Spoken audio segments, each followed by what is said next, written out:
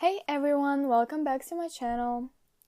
In our last video, we worked with lists, loops, and functions, three of the most important building blocks in programming.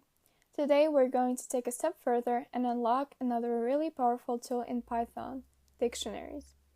Why should you care about dictionaries? Well, lists are great if you want to store a bunch of items like a shopping list. But what if you want to label your data and give it a meaning? That's where dictionaries shine. By the end of this video, you'll not only understand what dictionaries are, but you'll also be able to build small real-world programs with them, like a phone book or a quiz game. Now let's warm up with a quick review. Last time we learned that lists let us store multiple values, and we can grab them using numbers called indexes. For example, if I have a list of fruits bracket 0 gives me the very first fruit. But here's the problem. Numbers don't always feel natural. If I have a list of students and I want to find out Alice's grade, it's not very helpful to say, oh yeah, Alice is at position 2 in the list. That's not how we think in real life. And that's the gap dictionaries are designed to fill. In Python, a dictionary is basically a collection of key-value pairs. Instead of using a number index, you use a key to look up a piece of information. Think of real dictionary.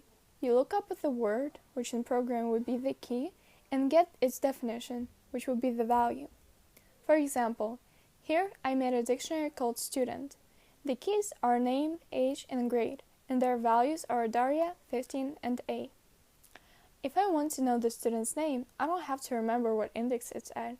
I just ask directly, student brackets name, and it feels much more natural.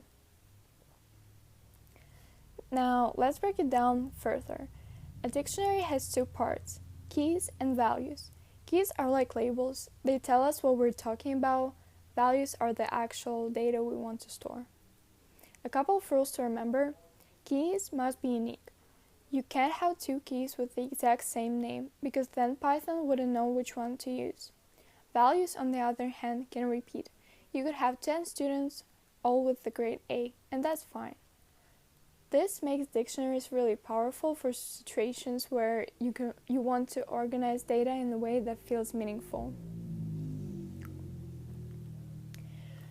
Now, one of the best parts about dictionaries is how flexible they are. Let's say you have your student's dictionary and the student has a birthday. You can update their age by just saying student brackets age equals 16. Boom, that's updated. Or maybe you want to add something new like their hobby. You don't need any special method. You just write student brackets hobby equals coding. Suddenly, your dictionary has a new key value pair. No lists to shuffle around, no worrying about indexes. It's like expanding a profile as the new info comes in. Just like you can add data, you can also remove it. Maybe you no longer care about the student's grade. You can write del student brackets grade and it's gone. There's also a method called pop which removes a key but also gives you back the value that was stored there. That can be useful if you want to both delete and keep track of what you removed. So dictionaries aren't just stores, they're really dynamic and they can grow, shrink, and adapt as your program runs. What if you don't want one piece of info, but you want to go through the entire dictionary? That's where loops come in again. You can loop through just the keys or just the values or both at the same time. The .items parentheses method is really handy because it gives you both the key and the value together.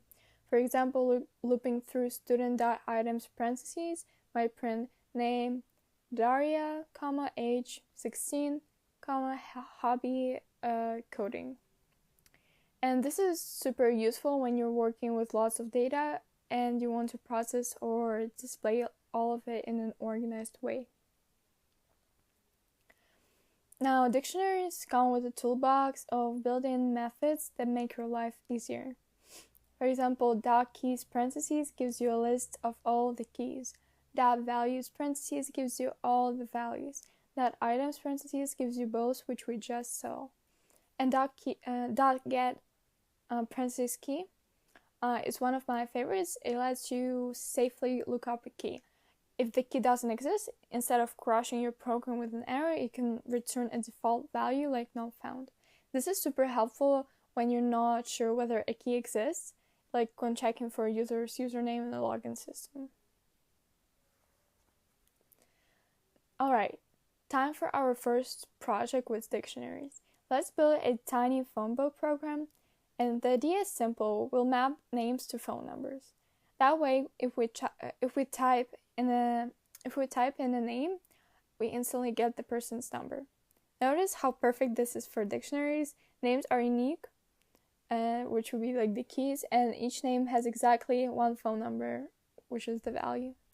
So pause the video and try it out on your own. Now, in this example, I created an empty dictionary called phone book. Then I added Alice and Bob with their phone numbers. So now when I ask the user to enter a name, I use .get parentheses to look it up. If the name exists, it prints the number, and if it doesn't, it says not found.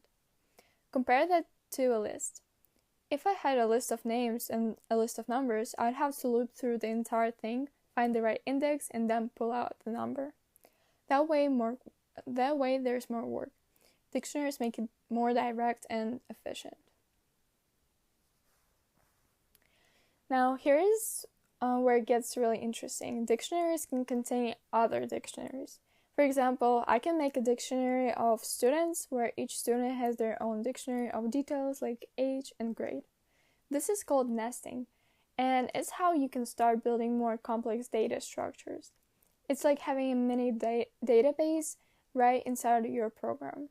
With nesting, you can represent things like school rosters, product catalogs, or even game worlds. Now it's time for another challenge. Let's build a simple quiz game. Each question will be a key, and the correct answer will be the value. Then loop through the dictionary, ask player each question, and check if their answer matches. You could even keep a score. This is like our first step towards interactive programs that feel like real apps. You can try it on your own, and if you want me to check your program, you can just send it to my email, which will be in the end of the video and also in the description under the video. Now, before we wrap up, let's talk about debugging, because sooner or later your dictionary program will act up. The most common mistake is misspelling a key. Remember, keys are case sensitive. Names starting with the uppercase N and names starting with the lowercase n are not the same thing. If you're not sure whether a key exists, use .get parentheses instead of square brackets. And always sprinkle print parentheses statements around while testing. That way you can see what's inside your dictionary at every step. So what's next? Dictionaries are great on their own, but they really shine when combined with other tools. In the next video, we'll mix dictionaries with lists to make more complex data structures. After that, we'll learn how to save data to files, so our programs can remember things even after we close them. That's when your program starts feeling real. Now, let's quickly recap before we go. Dictionaries let you use keys instead of numbers. Keys must be unique, but values can repeat. You can add, update, or remove data easily, and they're perfect for organizing structured information. If you can master lists and dictionaries, you already have the foundation to build almost any beginner project. So thank you so much for watching. I hope dictionaries are starting to make sense for you. Try out the phone book or quiz game challenge and share your version in the comments. I'd love to see how creative you get with it. You can also just send it to my email and I will check and give you some feedback. If you found this helpful, don't forget to like this video, subscribe to the channel, and hit the bell so you don't miss our next lesson. Next time, we'll level up even more by combining lists and dictionaries to create bigger, smarter programs. Until then, keep coding, keep experimenting, and most importantly, keep learning.